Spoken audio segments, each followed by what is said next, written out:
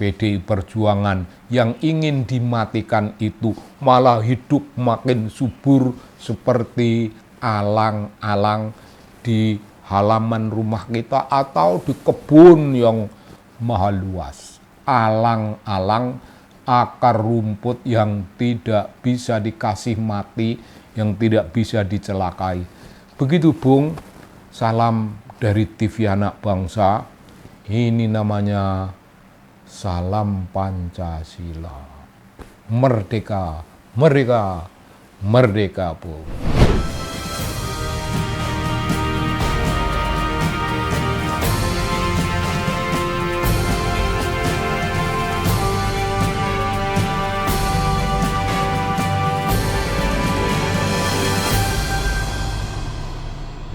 Ya Bung, salam. Hari ini saya menyampaikan kepada Anda salam Pancasila. Merdeka, merdeka, merdeka. Ini saya kerasukan semangat dan salam milik PDI Perjuangan. Hari ini PDI Perjuangan menyelenggarakan sebuah perenungan untuk memperingati suatu peristiwa kekejaman dikenang sebagai Kuda Tuli, peristiwa 27 Juli tahun 1996. Itu peristiwa 30 tahun yang lalu. 30 tahun yang lalu itu kalau ada bayi yang dilahirkan pada hari itu, atau hari sebelumnya atau hari sesudahnya, sekarang bayi itu sudah menjadi pribadi yang menjelang matang, umur 30 tahun, ya menjelang matang, menjelang paham apa artinya berpolitik, menjelang paham apa artinya perjuangan, menjelang paham apa artinya menegakkan kebenaran dan keadilan. Dan renungan 27 Juli peristiwa Kuda Tuli itu dirayakan Bung. Tidak sekedar diperingati tapi dirayakan oleh partai tersebut, mulai dengan sendirinya dari Dewan Pimpinan Pusat sampai Dewan Pimpinan Daerah, itu pada tingkat provinsi, pada tingkat kabupaten dan atau wali kota, dan pada tingkat pengurus-pengurus sampai ke cabang dan ranting, pengurus PDI Perjuangan di tingkat yang paling rendah. Semuanya bangkit Bung, semuanya bangkit.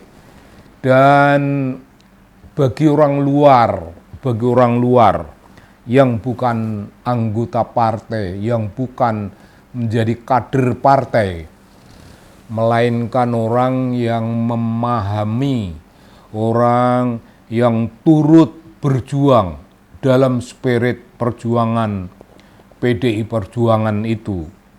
Ya macam saya, orang luar yang merasa menaruh hormat setinggi-tingginya kepada pimpinan pusat sampai ke pimpinan-pimpinan di tingkat ranting yang paling bawah. Dan ya PDI Perjuanganlah yang memiliki kekuatan semacam itu dari pusat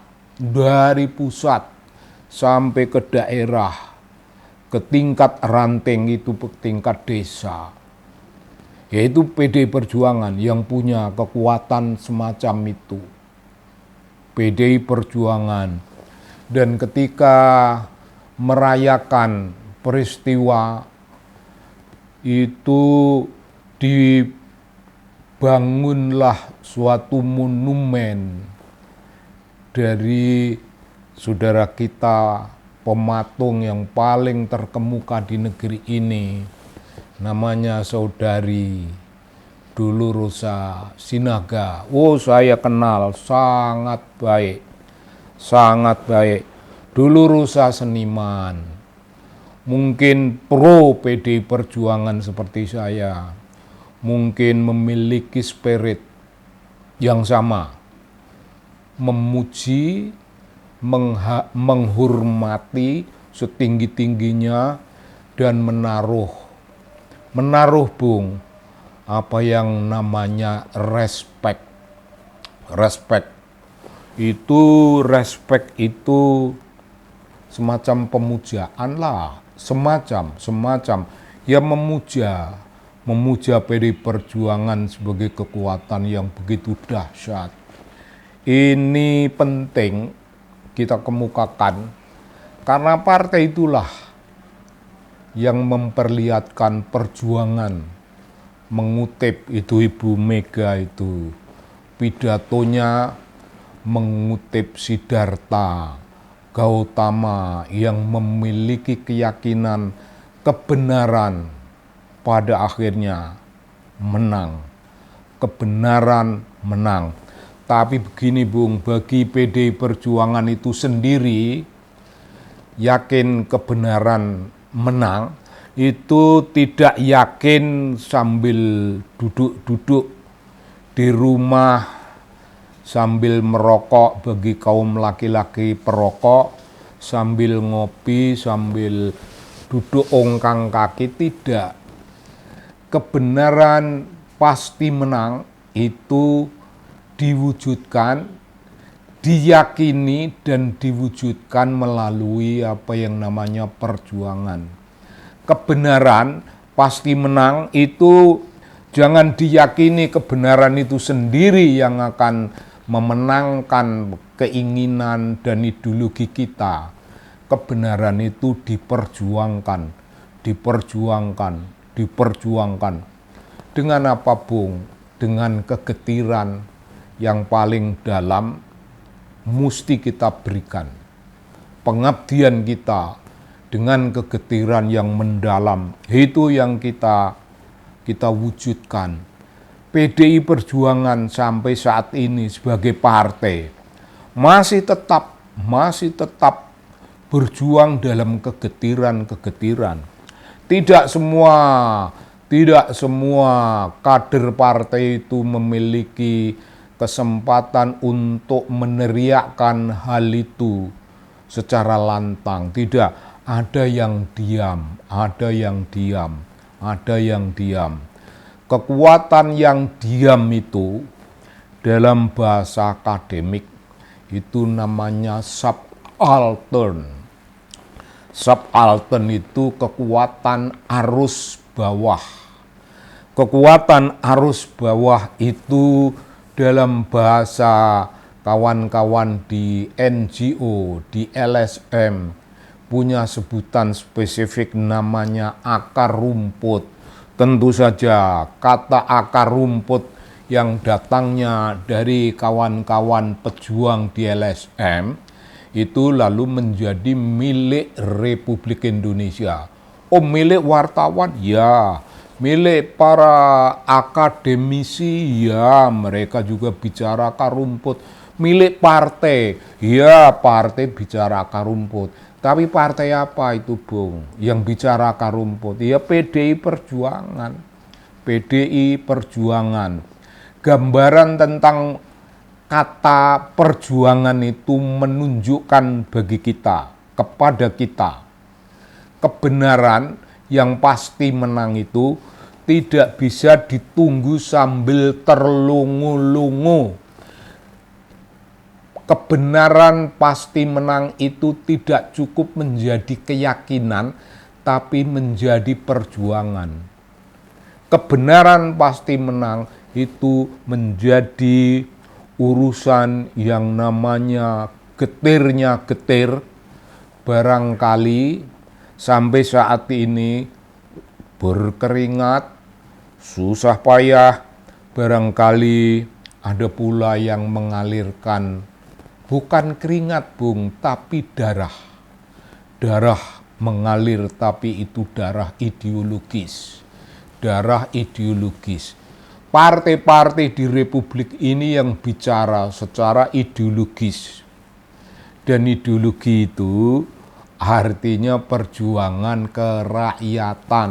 Itu hanya satu partai. Itu spiritnya datang dari Bung Karno di zaman lampau. Spiritnya datang dari Bung Karno sebagai pribadi tokoh besar nasional kita, pendiri republik yang mengontrakkan dirinya untuk kepentingan bangsa yang belum lahir, negara yang belum lahir, tapi bangsa dan negara itu bakal lahir. Bakal lahir. Bung Karno paham tentang itu, dan bakal lahir itu ditebus. Bukan dengan keringat, tapi dengan darah. Dan jangan lupa Bung, kalau perjuangan itu hanya menyangkut tetesnya keringat dan darah, itu perjuangan agak rendah. Menjadi tinggi, menjadi bermakna sangat besar ketika perjuangan itu diikuti oleh kekuatan ideologi.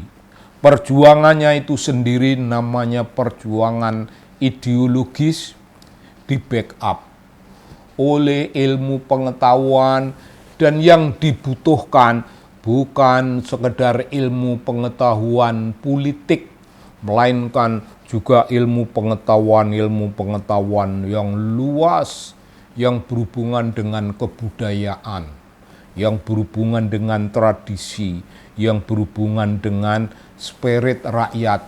Spirit rakyat yang namanya akar rumput itu Bung, dalam peristiwa 27 Juli ingin dimatikan. Tapi mereka hanya bisa melukai bagian atas dari kekuatan partai itu, yaitu kekuatan organisasinya.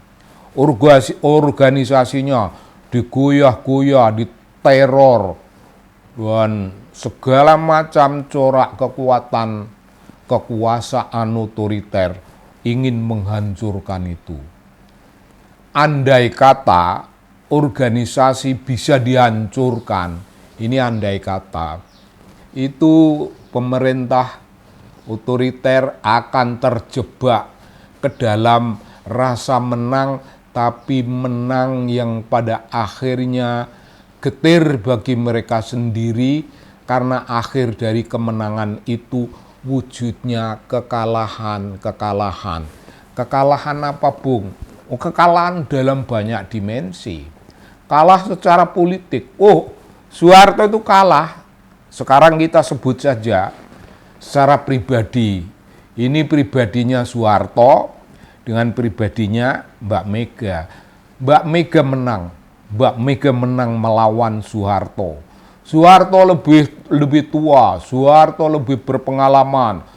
Soeharto memiliki taktik dan strategi yang paling jitu. Tapi Mbak Mega yang masih muda pada usia itu, masih muda pada zaman itu, Mbak Mega itu menang. Mbak Mega menang. Terbukti sampai sekarang, itu kemenangan Mbak Mega. Namun jangan dianggap Mbak Mega in person, pribadi.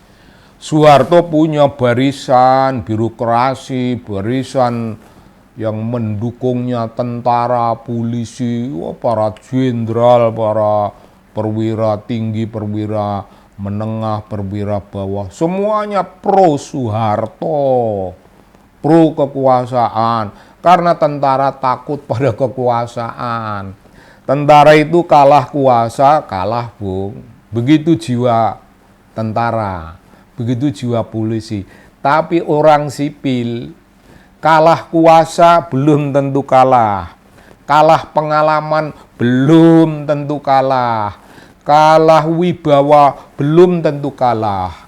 Karena rakyat itu kekuatan yang tidak bisa diprediksi oleh siapapun juga. Nah, perayaan 27 Juli Kuda Tuli itu menggerakkan dari pimpinan pusat sampai ke daerah-daerah, sampai ke pelosok desa, ke tingkat RT RW ibaratnya, ke tingkat ranting itu kecil di tingkat bawah, tapi PDI Perjuangan mampu menyampaikan ideologi partai sampai ke tingkat bawah itu.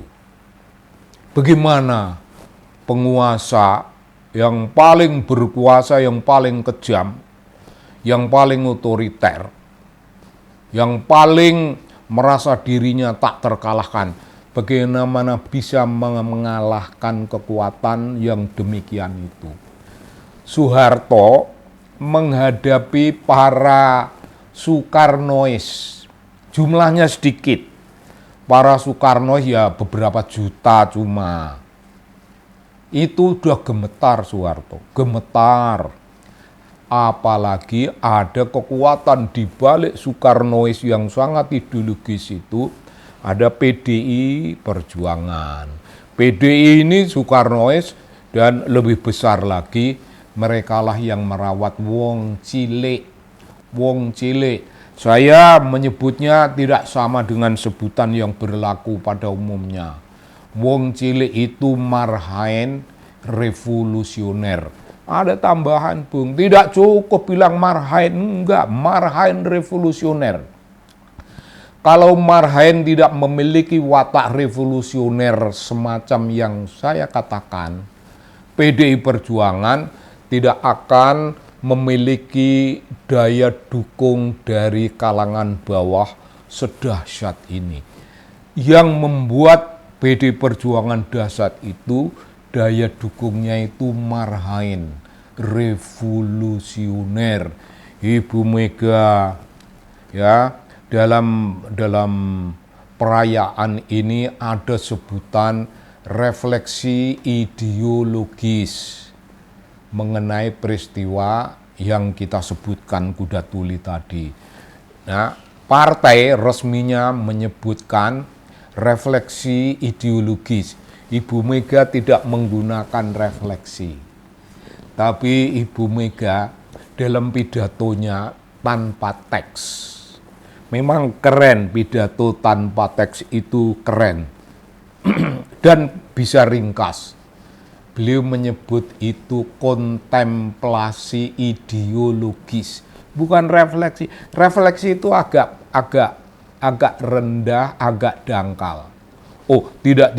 Kita bisa bilang refleksi itu pemikiran dalam dunia teori, theoretical reflection, atau spiritual reflection, atau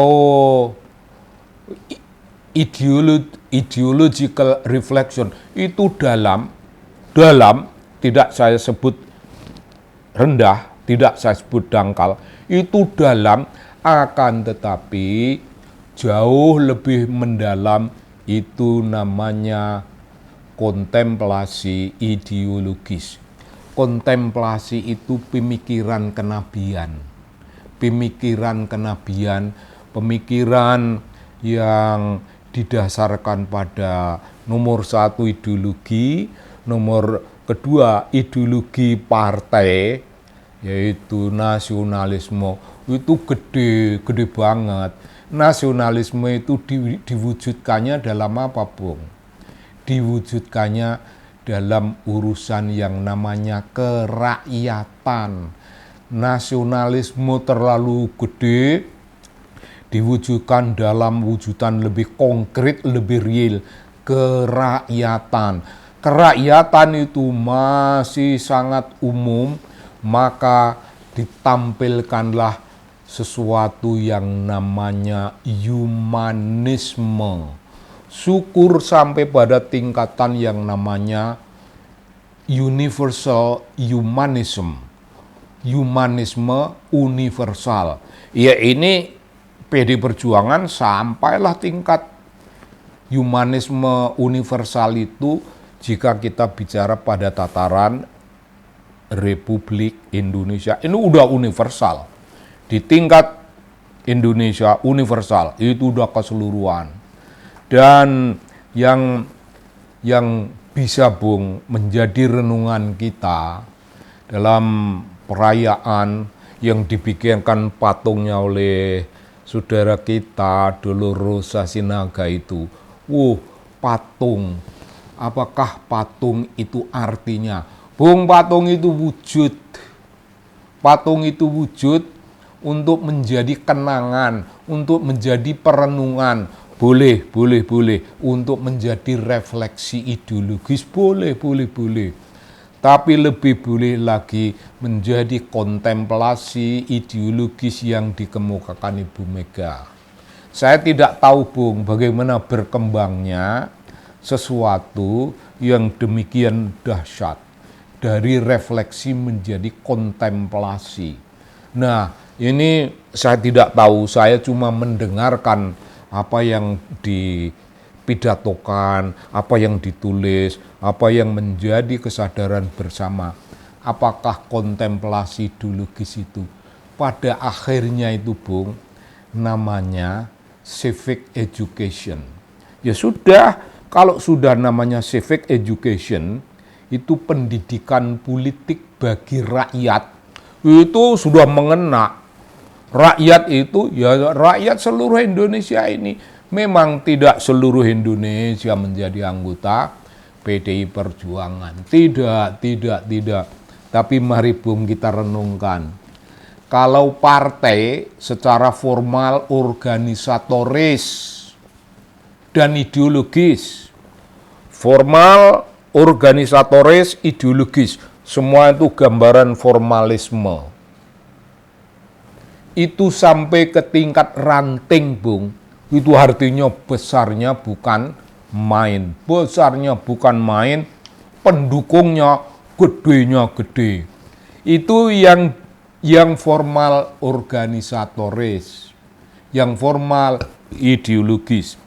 Di luar itu, orang PDI sendiri harus kaget bahwa di luar kader-kader partai itu ada namanya kaum seniman, ada yang namanya kaum akademisi, ada yang namanya para pemikir dalam konteks yang lain, dan ada yang namanya kaum aktivis.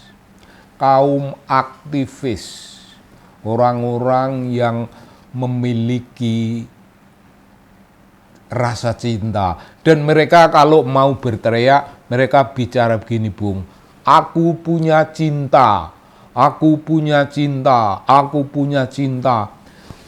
Apa yang kau cintai?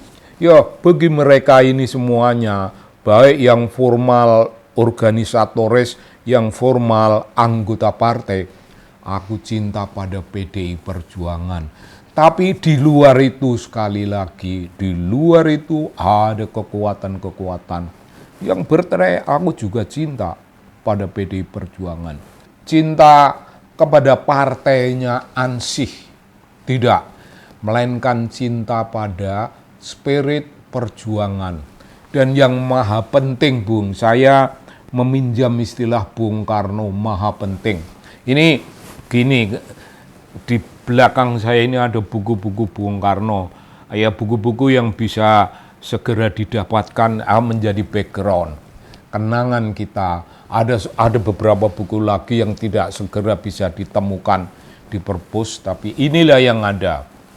Nah, menjadi background, aku cinta pada PDI Perjuangan karena aku cinta kepada marhaen revolusioner. Aku cinta pada marhaen revolusioner karena mereka itu representasi dari kekuatan akar rumput. Jadi begini, Bung, kalau akar rumput rumputnya itu umpamanya alang-alang, daun-daunnya yang tinggi dan batangnya alang-alang bisa dibabat. Bisa dibabat. PDI Perjuangan, kalau pemerintah itu lebih dahsyat lagi, bisa dibabat PDI Perjuangan. Tapi para pendukungnya, kekuatan-kekuatan yang merupakan basis bagi ideologi tidak bisa dibabat. Karena itulah PDI Perjuangan, dulu namanya hanya PDI tapi dibikin ruwet oleh pemerintah. Dibikin ruwet, lalu jadilah PDI Perjuangan. Soeharto gemetar Bung. Partai apa di Republik ini yang menggetarkan Soeharto? Terus terang tidak ada. Tokoh-tokoh Islam pernah menggetarkan Soeharto tapi mereka dianiaya. Di PDI Perjuangan ini dalam peristiwa Kuda Tuli Bung ada Pak Muryono lah gitu kalau tidak keliru saya menyebutnya. Pak Muryono itu sudah disebut sebagai jenazah, ditaruh di ruang jenazah, tapi jenazah itu bangkit. Dan pada peristiwa perayaan ini ditanya, apa Pak Mur punya nyawa rangkap gitu. Beliau tidak menjawab itu. Tapi sebenarnya kalau menjawab Pak Mur akan bilang tidak. PDI tidak perlu nyawa rangkap. PDI punya satu nyawa saja. Satu spirit ideologis. Udah satu aja. Nah, satu spirit ideologis itu diberkahi oleh Allah. Diberkahi, diridhoi, dan diayomi. Lalu yang satu nyawa itu tidak bisa semena-mena dibunuh oleh penguasa. Itu tidak terbunuh, tidak bisa mati. Sama halnya alang-alang bisa dibabat, tapi akar alang-alang itu tumbuh lagi begitu kena embun, begitu kena hujan, begitu kena air. Ya begitu Bung, kekuatannya kena air hidup lagi. PDI Perjuangan memiliki spirit semacam itu. PDI tidak pernah mati karena pendukungnya bukan hanya para kader yang berjuta-juta itu, tapi pendukungnya masih ditambah. Ya tokoh semacam Dolorosa seniman, dan banyak seniman semacam Dolorosa yang mendukung, banyak intelektual, banyak akademisi, banyak aktivis, dan banyak pedagang, jangan keliru, banyak petani, jangan keliru, banyak buruh-buruh yang cintanya pada PDI Perjuangan itu tidak sekedar cinta pada gambaran luar PDI Perjuangan, melainkan pada the spirit of ideological spirit yang dicintai oleh orang, dan pemikiran kontemplatif tadi itu membawa kita pada suatu hal yang namanya meratakan gagasan ideologi tidak sekedar pada anggota partai, tapi pada rakyat pada umumnya, rakyat pada umumnya. Itu namanya revolutionary marhain. Ibu Mega senang menggunakan kesabaran revolusioner. Ya, silahkan memakai kesabaran revolusioner. Karena memang orang harus sabar, orang harus tabah, orang harus berjuang. Tapi revolutionary marhain itu sudah revolusioner dengan sendirinya. Dia sudah revolusioner bukan karena dididik. Marhain revolusioner itu bawaan dari sana, bawaan alam. Kalau kemudian partai bisa menyirami mereka dengan siraman ideologis, maka kesabaran revolusioner dari kaum Marhen itu tumbuh, Bung, tumbuh mekar. Siapa yang tidak ngeri menghadapi kekuatan semacam itu? Ada orang yang tempo hari ingin meremehkan. Oh, dia yang jadi remeh. Yang mau meremehkan PD Perjuangan, dialah yang remeh. Dan keinginan meremehkan itu sendiri baru pada tingkat keinginan. Orang yang punya keinginan meremehkan itu dasarnya memang orang remeh. Remehnya remeh, rendahnya rendah, bawahnya bawah, tololnya tolol. Paham ya, Bung? Tololnya tolol. Revolutionary Marhen tumbuh, tinggal disiram, dan sesekali diberi apa yang Ibu Mega sebut civic education, mendidik rakyat dengan perenungan kontemplatif secara ideologis. Bung, kayaknya kalau kita sebut sampai di sini saja kenangan kita, sampai di sini saja yang kita anggap intisari dari ruhnya PDI Perjuangan. Kalau sampai di sini saja, ini sudah sangat luar biasa. Tinggal membutuhkan keberanian, tinggal membutuhkan ketegasan, tinggal membutuhkan konsistensi. Rawat Revolutionary Marhen, peristiwa Kuda Tuli menjadi cambuk yang membuat PDI Perjuangan yang ingin dimatikan itu malah hidup makin subur seperti alang-alang di halaman rumah kita atau di kebun yang maha luas. Alang-alang, akar rumput yang tidak bisa dikasih mati, yang tidak bisa dicelakai. Begitu, Bung. Salam dari TV Anak Bangsa. Ini namanya salam Pancasila. Merdeka, Bung.